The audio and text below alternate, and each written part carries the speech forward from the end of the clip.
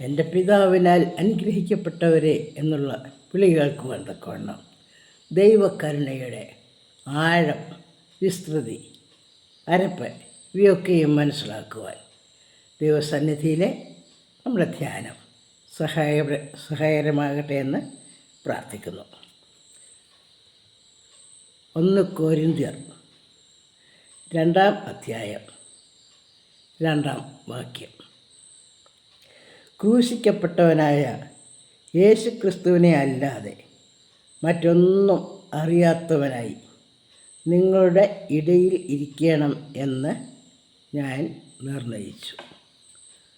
പൗലോസ് അപ്പോസ്തലൻ തൻ്റെ പരസ്യ ശുശ്രൂഷാ വേളയെക്കുറിച്ച് വിശദീകരിക്കുന്ന ഒരു വിശദീകരണമായിരുന്നു. തൻ്റെ ശുശ്രൂഷാ വേളയിൽ തനിക്ക് അറിയാവുന്ന ഒരേ ഒരു കാര്യം, അല്ലെങ്കിൽ തനിക്ക് അറിയാവുന്ന മറ്റുള്ളവർ ഗ്രഹിക്കണം എന്ന് താൻ ഉദ്ദേശിച്ച ഒരേ ഒരു കാര്യം, ക്രൂശിക്കപ്പെട്ടവനായ നസ്രായനായ യേശുക്രിസ്തുവിനെ അല്ലാതെ മറ്റൊന്നും അറിയാത്തവനായി ജീവിക്കണം. തൻ്റെ ജീവിതത്തിൻ്റെ സമസ്തവും ക്രൂശിക്കപ്പെട്ടവനായ യേശുവിനെക്കുറിച്ചുള്ള വിളംബരം അല്ലെങ്കിൽ പ്രഖ്യാപനം ആയിരിക്കണം. തൻ്റെ വിചാരങ്ങൾ, തൻ്റെ വാക്കുകൾ, മനോഭാവം, പ്രവർത്തനങ്ങൾ സകലതും. ക്രൂശിക്കപ്പെട്ടവനായ യേശു ഇത്ര പ്രിയങ്കരനാണോ? പൗലോസിൻ്റെ ഭൗതിക ജീവിതത്തിൽ ഭൗതികമായുള്ള എന്തെല്ലാം നേട്ടങ്ങളുള്ള ഒരു വ്യക്തിയായിരുന്നു. താൻ ഉന്നത വിദ്യാഭ്യാസമുള്ളവൻ, ധനികരായ വ്യക്തി, എബ്രായരിൽ നിന്ന് ജനിച്ച എബ്രായൻ, സമൂഹത്തിൽ സ്ഥാനവും മാനവും അധികാരവും സമൂഹം അംഗീകരിച്ച വ്യക്തിത്വവും ഇവയൊക്കെയുള്ളൊരു വ്യക്തിയായിരുന്നു. എന്നാൽ ക്രൂശിക്കപ്പെട്ട നസ്രായനായ യേശു തന്നെ അഭിമുഖീകരിച്ചപ്പോൾ, നേരിട്ടപ്പോൾ സമസ്തവും തൻ്റെ സകല കഴിവുകളും വെറും ഒന്നുമില്ലാത്തതുപോലെ താൻ കരുതി. ഇതുവരെ താൻ നേടിയ വിദ്യാഭ്യാസമോ ഉന്നത സ്ഥാനമാനങ്ങളോ പദവിയോ എല്ലാം താൻ വെറും നിസ്സാരമെന്ന് എണ്ണി. അവിടെയാണ് ക്രിസ്തുവിൻ്റെ സുവിശേഷത്തിൻ്റെ മഹത്വം, മാഹാത്മ്യം നാം ഗ്രഹിക്കുന്നത്. ഈ ലോകത്തിലൊന്നും അറിയണ്ട, നാം അതിൻ്റെ തീവ്രവേദനയിൽ, മാനസിക വ്യഥയിൽ ആയിരിക്കുമ്പോൾ നമ്മളോട് ആരെങ്കിലും വന്ന് എന്തെങ്കിലും കാര്യം ചോദിച്ചാൽ നമുക്ക് പറയാനുള്ള ഒരേ ഒരു ഉത്തരം, എനിക്കൊന്നും അറിയത്തില്ല. പെട്ടെന്ന് ഒരു അനർത്ഥം നേരിടുമ്പോൾ, അത് നമുക്ക് താങ്ങാൻ കഴിയാതെ വരുമ്പോൾ, അത് ഉൾക്കൊള്ളാൻ കഴിയാതെ വരുമ്പോൾ നാം ലോകത്തോട് പ്രതികരിക്കുന്ന ഈ ഒരൊറ്റ വാചകത്തിലാണ്, എനിക്കൊന്നും അറിയത്തില്ല. എന്നാൽ അറിയേണ്ടത് നമ്മളുമാണ്. ആ ഒരു അവസ്ഥയാണ്. ക്രൂശിക്കപ്പെട്ട യേശുവിനെ അനുഭവിച്ചറിയുമ്പോൾ ഒരു ക്രിസ്ത്യാനിക്ക് പറയാനുള്ളതും ഈ ഒരു വാചകമാണ്. അതിനകത്ത് ക്രൂശിക്കപ്പെട്ട യേശുവിനോടുകൂടെ ക്രൂശിക്കപ്പെടുമ്പോൾ, അല്ലെങ്കിൽ ക്രൂശിക്കപ്പെട്ട യേശുവിൻ്റെ ഏറ്റവും അടുത്ത് നിൽക്കുമ്പോൾ, ആ യേശുവിൻ്റെ വേദനയെ, യേശുവിൻ്റെ ഭാരങ്ങളെ, യേശുവിൻ്റെ പ്രയാസങ്ങളെ ഉൾക്കൊള്ളുവാൻ തക്കവണ്ണം നമ്മുടെ ഹൃദയം വികസിച്ചെങ്കിൽ ഈ ലോകത്തിൻ്റെ കാര്യങ്ങളിൽ ചിന്തിക്കുവാനോ വ്യാപരിക്കുവാനോ ഒരു മനുഷ്യരും സാധിക്കുകയില്ല. അത് മാനുഷികമായ കഴിവിന് അപ്പുറമായിട്ടുള്ളതാണ്. പൗലോസ് അപ്പോസ്തലൻ ഈ കാര്യം പറയുമ്പോൾ എന്താണ് അദ്ദേഹം ഉദ്ദേശിക്കുന്നത്? പൗലോസ് തന്നെ മറ്റിടത്ത് പറയുന്നില്ല, ഞാൻ ക്രിസ്തുവിനോടുകൂടെ ക്രൂശിക്കപ്പെട്ടിരിക്കുന്നു. മറ്റാരുടെ കൂടെയല്ല, ക്രിസ്തുവിനോടുകൂടെ ക്രൂശിക്കപ്പെട്ടിരിക്കുന്നു. ക്രിസ്തുവിനോടുകൂടി ക്രൂശിക്കപ്പെട്ട രണ്ട് വ്യക്തികളെക്കുറിച്ച് നാം പണ്ട് മുതലേ കേൾക്കുന്ന ഒരു സംഭവമാണ്. ഇടത്തെ കള്ളനും വലത്തെ കള്ളനും. അതിൽ ഇടത്തെ കള്ളൻ പരാതി നിറഞ്ഞവനായി, മറ്റുള്ളവരെ കുറ്റപ്പെടുത്തുന്നവനായി, ഭീഷണിയുടെ വാക്കുകൾ ഉച്ചരിക്കുന്നവനായി, സംതൃപ്തിയില്ലാത്തവനായി കുരിശിൽ കിടന്നപ്പോൾ രക്ഷിക്കപ്പെട്ട കള്ളൻ അവൻ മറ്റവനെ കുറ്റപ്പെടുത്തിയാണ് സമശിക്ഷാവിധിയിൽ ആയിട്ടും നീ ഇങ്ങനെയാണോ പറയുന്നത്? അവനും നീയും ഞാനും സമശിക്ഷാവിധിയിലാണ്. അത് കഴിഞ്ഞ് അവൻ ഈ കർത്താവിനോട് അഭ്യർത്ഥിക്കുകയാണ്, നീ രാജ്യത്വം പ്രാപിക്കുമ്പോൾ എന്നെയും ഓർക്കണം. നീ രാജ്യത്വം പ്രാപിക്കുമ്പോൾ എന്നിൽ നിന്ന് നീ ആഗ്രഹിക്കുന്നത്, എന്നെ ഓർക്കുവാൻ തക്കവണ്ണം എന്നിൽ നിന്ന് നീ ആഗ്രഹിക്കുന്ന കാര്യങ്ങൾ എന്തൊക്കെയായിരിക്കും? യേശു പറഞ്ഞു, എൻ്റെ വചനം കാക്കുന്നവൻ എന്നോട് കൂടെ ഇരിക്കും. യേശു തൻ്റെ ഐഹിക കാലത്ത് മനുഷ്യർക്ക് പഠിപ്പിച്ചു തന്നിട്ടുള്ള കാര്യങ്ങൾ, യേശു തൻ്റെ ഐഹിക കാലത്ത് താൻ കാണിച്ചു തന്ന മാതൃകകൾ, അവയെ പിന്തുടർന്നാൽ യേശുവിൻ രാജ്യത്വം പ്രാപിക്കുമ്പോൾ എന്നെയും ഓർക്കണമേ എന്നുള്ള പ്രാർത്ഥന താൻ പരിഗണിക്കുന്നതായി നാം കാണുന്നു. അല്ല സ്വന്തം പ്രവൃത്തിയിൽ ആശ്രയിച്ച് സ്വന്തം വീര്യപ്രവൃത്തികളിൽ പുകഴ്ച പ്രാപിച്ച് ജീവിക്കുന്നവരാകട്ടെ. അവരോട് യേശു പ്രതിവചിക്കുന്നത് മറ്റൊന്നുമല്ല, അധർമ്മം പ്രവർത്തിക്കുന്നവരെ നിങ്ങൾ എന്നെ വിട്ടുപോകുകയും ഞാൻ നിങ്ങളെ ഒരു നാളും അറിഞ്ഞിട്ടില്ല. ഈ യേശുവിനോടുകൂടെ രണ്ട് കള്ളന്മാർ ക്രൂശിക്കപ്പെട്ടുവെന്ന് നാം പണ്ട് മുതലേ കേട്ടുവരുന്നു. സൂക്ഷ്മമായി പഠിച്ചാൽ, സൂക്ഷ്മമായി ധ്യാനിക്കുമ്പോൾ വ്യക്തമാകുന്ന ഒരു കാര്യം, സത്യം, ഈ രണ്ട് കള്ളന്മാർ മറ്റാരുമല്ല, എൻ്റെയും നിങ്ങളുടെയും ഉള്ളിൽ പോരാടുന്ന ആത്മീക മനുഷ്യനും ജഡിക മനുഷ്യനുമാണ്. ജഡിക മനുഷ്യൻ സ്വയം തൃപ്തനായി ക്രൂശിക്കപ്പെട്ട യേശുവിനെ പുച്ഛിച്ചുകൊണ്ട്, അവനെ കുറ്റപ്പെടുത്തിക്കൊണ്ട്, പരാതി കൊണ്ട് നിറഞ്ഞവനായി സന്തോഷമില്ലാതെ കഴിയുന്നു. എന്നാൽ ആത്മീക മനുഷ്യൻ ആകട്ടെ തൻ്റെ ഒന്നുമില്ലായ്മയെ ഉൾക്കൊണ്ടുകൊണ്ട്, യേശുവിൻ്റെ ശ്രേഷ്ഠത്വത്തെ മനസ്സിലാക്കിക്കൊണ്ട്, അവൻ കരുണ നിറഞ്ഞവനാണ്, അവൻ കൃപ നിറഞ്ഞവനാണ് എന്നുള്ള സത്യം മനസ്സിലാക്കിക്കൊണ്ട്, അവനാണ് രാജാധി രാജാവ്, അവനാണ് കർത്താധി കർത്താവ് എന്ന് മനസ്സിലാക്കിക്കൊണ്ട് യേശുവിനോട് കെഞ്ചുകയും, നീ രാജ്യത്വം പ്രാപിക്കുമ്പോൾ എന്നെയും ഓർക്കണമേ. നമ്മിൽ തന്നെ ഈ രണ്ട് വ്യക്തിത്വങ്ങൾ, ഈ രണ്ട് സ്വഭാവ വിശേഷങ്ങൾ പോരാടുന്നത് നമുക്ക് അനുഭവവേദ്യമല്ലേ. പൗലോസ് അപ്പോസ്തലൻ എഫെസ്യർക്ക് എഴുതിയ ലേഖനത്തിൽ പറയുന്നുണ്ടല്ലോ, നമുക്ക് പോരാട്ടം ഉള്ളത് ജഡരക്തങ്ങളോടല്ല.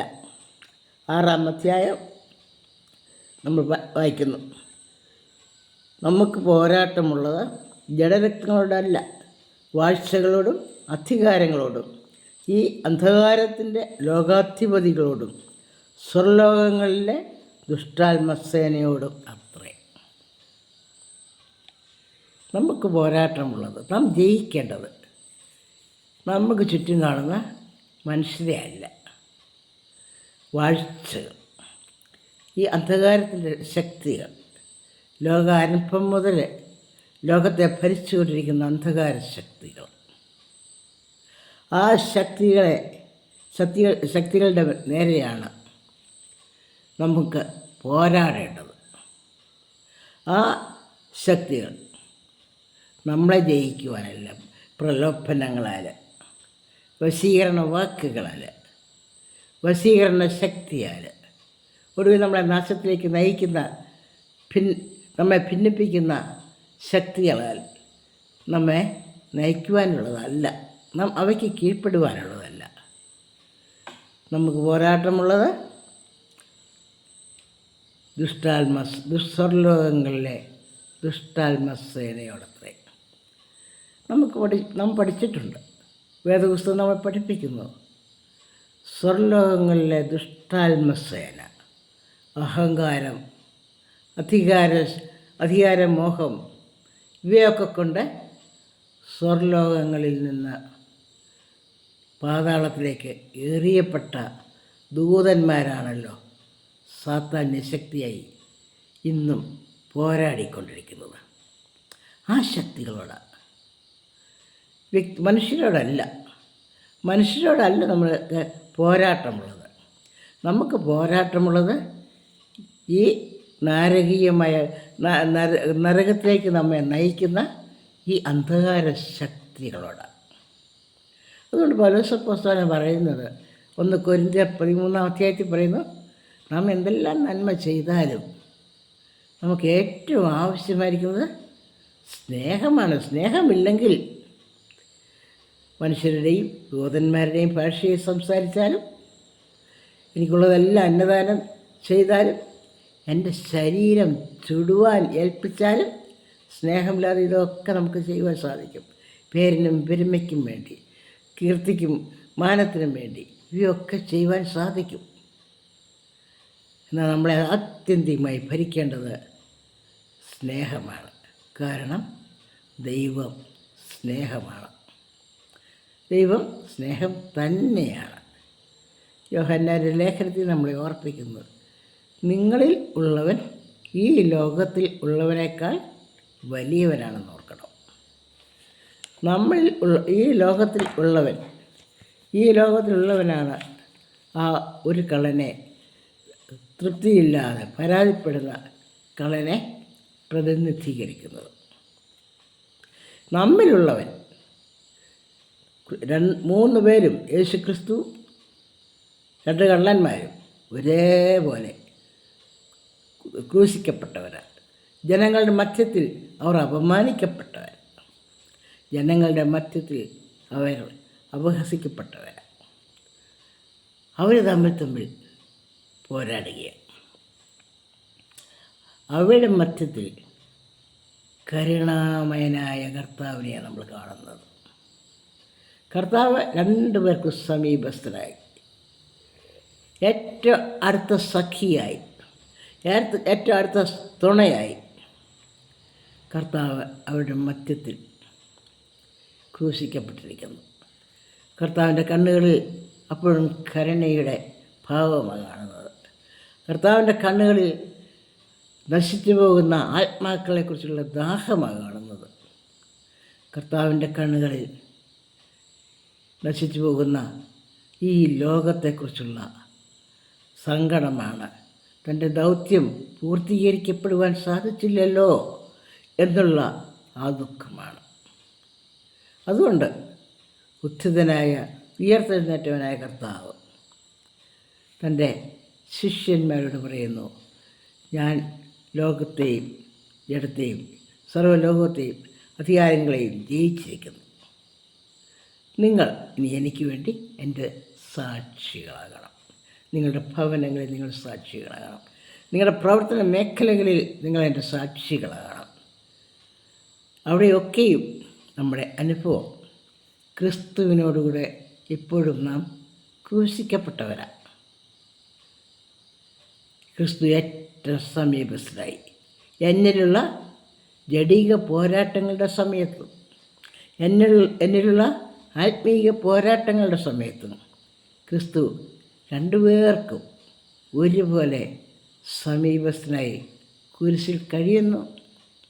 ആത്മീയ പോരാട്ടമുള്ളവൻ തൻ്റെ അവസ്ഥയെ മനസ്സിലാക്കി, തൻ്റെ കുറ്റങ്ങളെ ഏറ്റുപറഞ്ഞ് തനിക്ക് പറയുവാനുള്ളത് ഒരൊറ്റ കാര്യം, നീ രാജത്വം പ്രാപിക്കും, നീ രാജാവായി വാഴണം, എൻ്റെ ഉള്ളിൽ വാഴണം, എൻ്റെ ജീവിതത്തിൽ വാഴണം.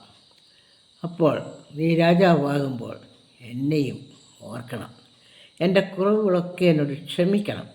എൻ്റെ പാപങ്ങളൊക്കെ എന്നെ പൊറുക്കണം. എന്നെ ഒരു പുതിയ സൃഷ്ടിയാക്കണം. അത് പ്രാർത്ഥിക്കാൻ ഒരു വിശ്വാസിയെ പ്രേരിപ്പിക്കുന്ന ഘടകം പൗലോസ് അപ്പോസ്തലൻ പറയുന്നുണ്ട്.